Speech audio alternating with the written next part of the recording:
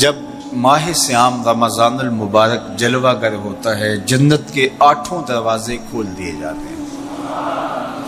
جہنم کے دروازے بند کر دیے جاتے ہیں اور شیاطین جکڑ دیے جاتے ہیں۔ اللہ جل شانہ اس موسم رحمت میں خاص عنایات اپنے بندوں پہ فرماتا ہے۔ ایک نفل ادا کرنے سے فرض ادا کرنے کا ثواب ملتا ہے اور ایک فرض ادا کرنے سے 70 فرائض ادا کرنے کا ثواب ملتا ہے۔ اسی طرح راہ خدا میں 1 روپیہ دو گے تو 70 روپے خرچ کرنے کا ثواب ملے گا۔ اسی طرح باقی نیکیاں بھی جتنی بھی ہم کرتے ہیں، وہ ایک نیکی کریں گے تو 70 گنا اجر ماہ صیام میں ہمیں نصیب ہوتا ہے۔ اس لیے اہل ایمان کا یہ طریقہ ہے کہ وہ اس مہینے میں کثرت کے ساتھ تلاوت کرتے ہیں، کیونکہ ایک مرتبہ اگر قرآن مجید پڑھ لیا تو 70 مرتبہ قرآن مجید پڑھنے کا ثواب نصیب ہوا۔ ماہ صیام میں چونکہ شیطان بندھا ہوا ہوتا ہے تو ہم اپنے آپ کو نیکی کی طرف اگر لانا چاہیں تو اتنی رکاوٹیں نہیں ہوتی جتنی عام دنوں میں ہوتی ہیں،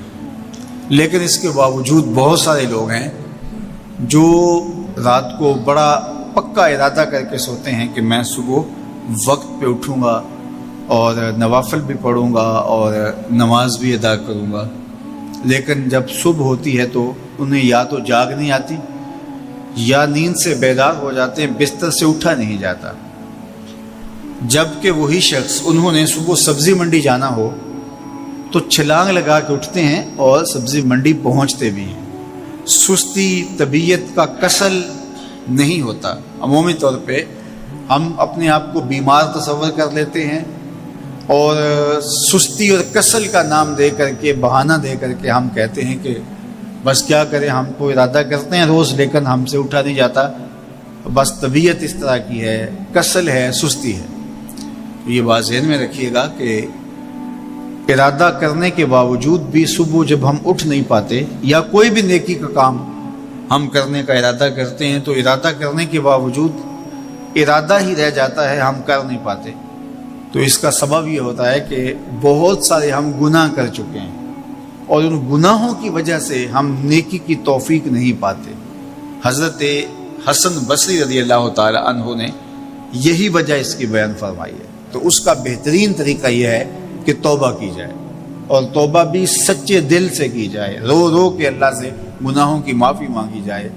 اور سچے دل سے جب توبہ کی جائے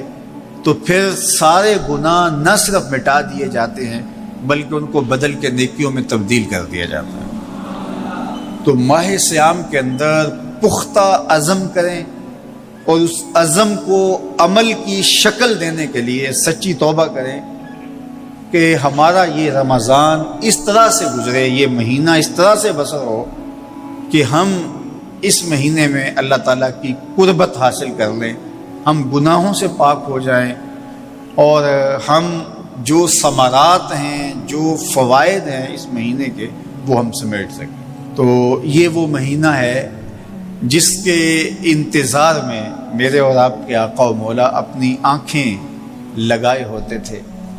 اور دن گن گن کے وقت گزارتے تھے کہ ماہ صیام آ رہا ہے۔ تو اس مہینے کا عزت کے ساتھ، تکریم کے ساتھ، اعزاز کے ساتھ استقبال کرو اور اس کو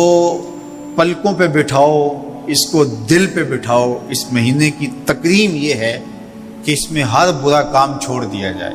اگر کوئی شخص برا کام نہیں چھوڑتا اور روزے رکھتا ہے تو میرے اور آپ کے آقا و مولا کا ایک فرمان سن لیجئے، من لم یدع قول الزور والعمل بہ فلیس للہ حاجۃ فی ان یدع طعامہ و شرابہ۔ فرمایا کہ جو جھوٹ اور برے کام نہیں چھوڑتا اس کے بھوکا اور پیاسا رہنے کی اللہ کو کوئی ضرورت نہیں ہے۔ تو روزہ خوراک بچاؤ مہم نہیں ہے جو چلائی جاتی ہے، بلکہ یہ تزکیہ نفس کا موسم ہے، باطن کی صفائی کا موسم ہے، اور باطن کی صفائی نہیں ہوتی جب تک ہم کوشش کریں۔ آپ کے بدن پہ بہت ساری میل چڑھی ہوئی ہے اور جمی ہوئی ہے بدن کے ایک ایک عضو پہ میل، تو آپ پانی میں چھلانگ لگا کے باہر بھی آ جاتے ہیں تو میل نہیں اترتی، چلو کچھ نہ کچھ فرق تو ضرور پڑ جاتا ہے، لیکن میل نہیں اترے گی۔ میل کب اترے گی؟ جب آپ اپنے بدن کو مل مل کے اس کے اوپر صابن لگا کر کے اچھی طرح سے اس کو جب اتاریں گے محنت کوشش سے، تو پھر آپ کا بدن مہک جائے گا، ہلکا پھلکا ہو جائے گا، میل اتر جائے گی۔ یہ موسم رحمت ہے، اللہ کی رحمتوں کا می برسے گا، اس سے کچھ نہ کچھ فائدہ تو ہوگا ہی، لیکن حقیقی فائدہ وہی حاصل کرے گا جو اپنے گناہوں کو مل مل کے دھوئے گا اور اپنے آپ کو صاف کرنے کی کوشش کرے گا۔ تو اپنے من کے میل اتارنے ہیں، اپنے باطن کے میل اتارنے ہیں، اپنے اعمال کی درستگی کی کوشش کرنی ہے۔ صلاۃ التراویح مسجد میں نہیں آ سکتے تو گھروں میں پڑھ لیجئے، جس طرح بڑی عمر والے لوگوں کو، بیمار لوگوں کو کہا گیا کہ آپ گھروں میں پڑھ لیں، بچوں کو کہا گیا، لیکن چھوڑیے گا نا، یہ رمضان المبارک کا خاص عمل ہے۔ آج کل دین بیزار طبقہ مختلف جگہوں پہ بیٹھ کے مسجد پر، مدرسے پر، تراویح پر، ان چیزوں پر تبصرہ کر رہا ہے اور اتنا ہلکا ثابت کرنا چاہ رہا ہے ان امور کو، جس طرح یہ چیزیں ہوتی کچھ نہیں ہیں، جبکہ ماہ صیام کے قیام پر میرے اور آپ کے آقا مولا نے بشارت دیتے ہوئے فرمایا، من قام رمضان ایمانا و احتسابا غفر لہ ما تقدم من ذنبہ، جس نے رمضان المبارک کی راتوں میں قیام کیا ایمان اور محاسبہ نفس کے ساتھ، اللہ اس کے پچھلے سارے گناہ معاف فرما دیتا ہے۔ یہ بہت بڑی دولت ہے، تو اس دولت کو ضرور سمیٹیے گا، ضرور حاصل کیجئے گا، من کی ستھرائی، عفت اور پاکیزگی کا سامان کیجئے گا۔ اللہ آپ سب کو اپنی امان میں، اپنی حفاظتوں کے حصار میں رکھے۔ ماہ سیام سے ایک دن قبل اور عید کے دن ہم ایک جیسے ہوتے ہیں، جہاں ہم رمضان سے ایک دن پہلے کھڑے تھے، عید کے دن بھی ہم وہیں کھڑے ہوتے ہیں۔ تو پھر ایک مہینہ اتنی طویل محنت کی اور مشقت اٹھائی، بھوک اور پیاس کاٹی، تو پھر کیا فائدہ ہوا؟ آپ ایک ڈاکٹر کے پاس جاتے ہیں اور اس سے دوائی لیتے ہیں اور مہینہ بھر اس کو استعمال کرتے ہیں، اور مہینے کے بعد آپ ٹیسٹ کرواتے ہیں تو جہاں تھی بیماری وہاں کی وہاں رہی، تو پھر دو باتیں ہیں، یا تو ڈاکٹر نے دوا ٹھیک نہیں دی، یا پھر آپ نے دوائی کے ساتھ پرہیز نہیں کیا اور جہاں تھے وہیں کے وہیں کھڑے رہ گئے۔